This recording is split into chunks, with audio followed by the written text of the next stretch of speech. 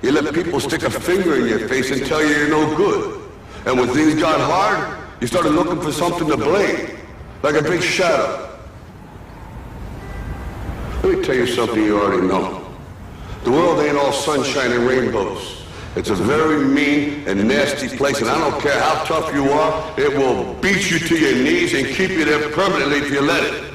You, me, or nobody is gonna hit as hard as life. But it ain't about how hard you hit. It's about how hard you can get hit and keep moving forward. How much you can take and keep moving forward. That's how winning is done. Now, if you know what you're worth, now go out and get what you're worth. But you gotta be willing to take the hits and not pointing fingers saying you ain't where you wanna be because of him or her or anybody. Cowards do that, and that ain't you. You're better than that.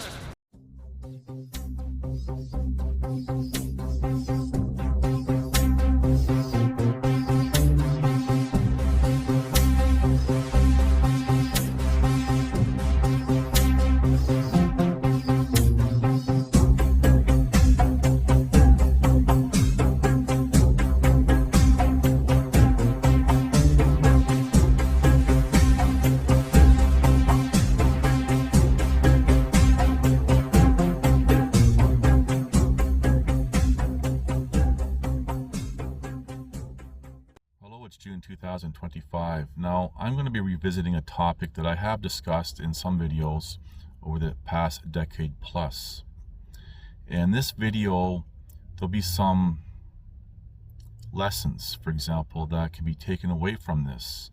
For example, when poo hits the fan, let's just say a zombie apocalypse or something, some sort of catastrophe. And people have asked questions, for example, how I've been able to survive. Now, most people watching this should already know, for example, how I have been living for the past decade.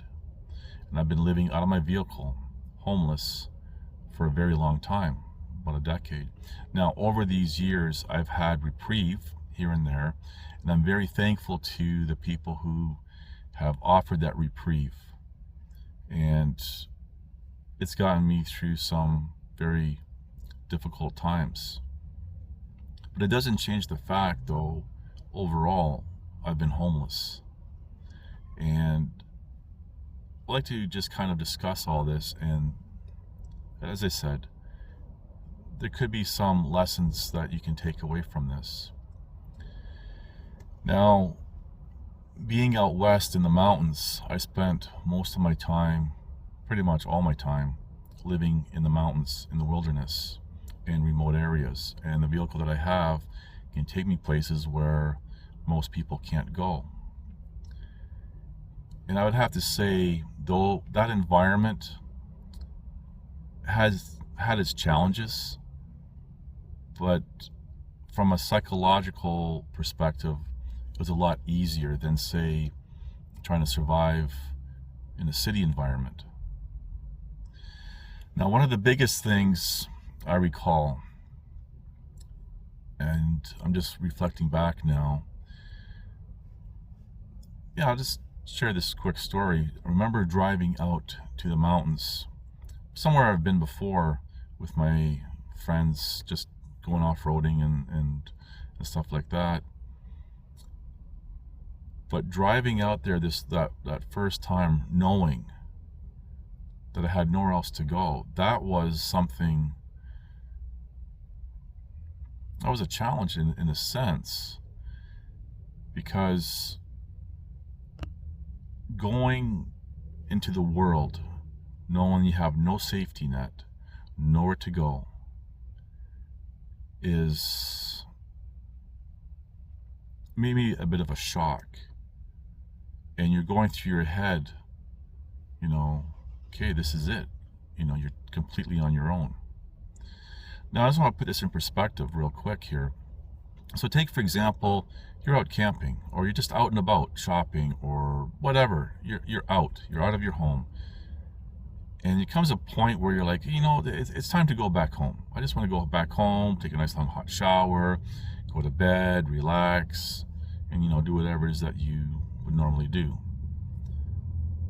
But imagine you don't have that opportunity. You're out and about, doing whatever, but there's nowhere to go back to. And that realization right there would really mess a lot of people up, especially when it comes to a poo hits the fan scenario where this is it. There's no turning back. There's nothing to go to. There's perhaps even no one. Just you. Maybe you have some friends or family with you, but that's it. Now, try to imagine that feeling, that sensation. It's pretty big. It's heavy, really, really heavy. Now, I recall when I moved out on my own after surviving being deliberately poisoned for this insurance trust fund thing, and I've talked about this in a few videos. I kind of went through that back then when I was 17. But for some reason, I remember when everything fell apart for me in Alberta, it was different, completely different. Perhaps I was older.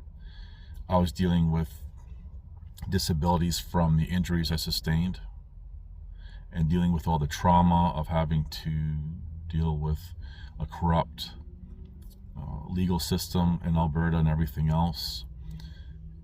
But I remember driving out, and I remember even times coming into a city, for example, to pick up supplies when I had enough donations to get supplies. And perhaps it was at the end of a long weekend, and you'd see a whole bunch of vehicles leaving the wilderness, after a weekend of camping. And I was the only one driving in, seeing everyone leaving, going home because they had somewhere to go to. And thinking to myself, wow, this is pretty sad.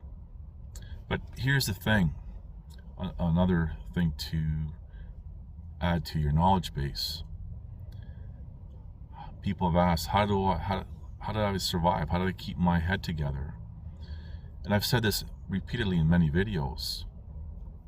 The thing is, you can't be consumed by anything.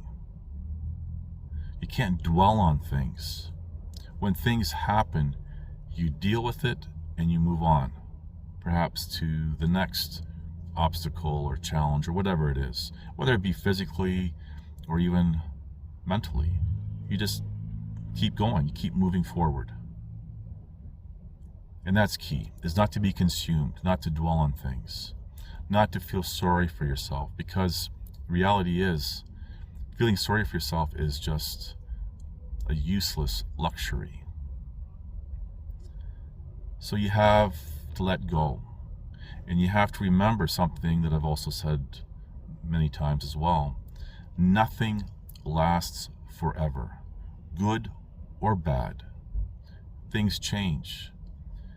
Circumstances change. Your mindset changes. Your knowledge base changes. Either you're forgetting things or you're adding things to your knowledge base, but everything changes. But when you're destitute and disabled like I have been, that may not have changed, but the challenges, the daily challenges, for example, do change. I've shared in videos how I've gone, say, for example, 2 weeks with no food, waiting and waiting patiently. And I have to say, the things that you want to really develop in your character, one of the things would be patience. You have to be patient for everything. If a storm rolls in, you have to be patient. There's no point of, getting upset. And a really big thing that I've emphasized is discipline. Discipline gives you focus. And when you're able to focus on something, say a task, one that keeps your mind occupied, you're keeping busy, you're keeping your mind busy, so you're not consumed with, for example, your circumstances or whatever challenges that you're dealing with or may deal with. So you have to keep focused. And these things that I'm sharing can be applied to just everyday living in a normal world. Well, normal world, that's a different topic. But anyway, I think you know what I'm trying to say. But you can apply these things to everyday living in the world today, in civilization, we'll say. To be focused, to be disciplined, not to feel sorry for yourself. And being able to overcome, adapt, and move forward, to adjust to things. You know, in everyday life and civilization, it could be anything from work to your personal life, perhaps even online, communicating with people, whatever. But to survive, life is about survival. And despite what some people, maybe perhaps many people might think, survival is not a right. And there's many things that could interfere with that, even character. But over these years, when I've been trying to survive, I've always tried to help others. And I'm not patting myself on the back, but just saying, along your path, helping others is a very good thing to do. And you should do these things quietly, and you should do these things not expecting anything in return, whether it be from that individual or, as some love and lighters might say, from the universe, which, well, that's another silly topic to discuss. But you just have to survive. So just to sum this up, several things you could take from this. For example, one is being forced into a position where there's no return. There's nothing to return to. Be prepared for that scenario. Run through that scenario in your head. And another thing that I mentioned in a survival video or two that I've done is be prepared for the worst case scenario. You know, you could think, oh, I'm going to stock up on this, I have this, and I have that, and everything else. But people don't ever prepare for the worst case scenario. Say you lose everything.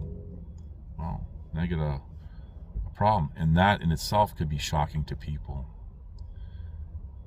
So be prepared mentally for the worst case scenario, which would be a point, you know, there's no return, there's nowhere to go. And not to be consumed by anything. Deal with things, move on, and keep moving forward. And eventually, hopefully, things will change. Unfortunately, I'm still waiting for that day that my life changes. Anyway, hopefully this makes sense to you and you're taking away the points that I'm really trying to highlight here. Thank you for watching. Please like, subscribe, comment, and share.